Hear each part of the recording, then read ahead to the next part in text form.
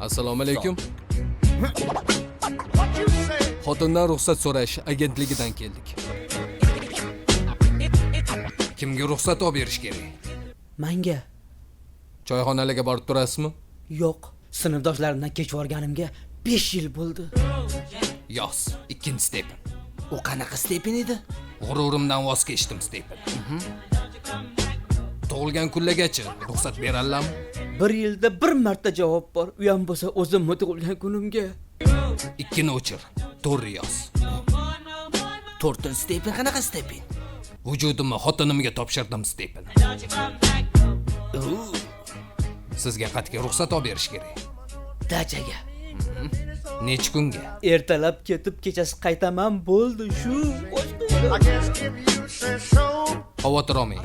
1 haftaga ruxsat olib beramiz. Rahmat. Kenayim qattalar? Tepada. Kenayim ichkaridamilar? Ha, ichkarida. Xavotir olmang.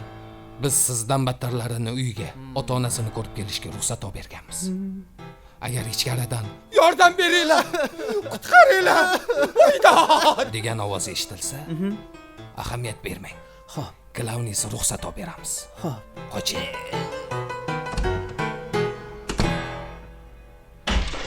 Yordam beringlar.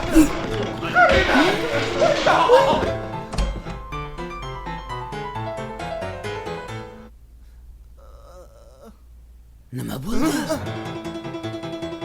Turuv. Dachaga bormas ekansiz. Kenayim etdilar. Yoz. Ruchkamni topa olmayapman. Men topdim. Mana ruchka. Ma. Yoz. 10 stepen. Unaqa stepen yo'q edi-yu. Bugundan bor. Iltimos aka bizani boshqa bezovta qilmang.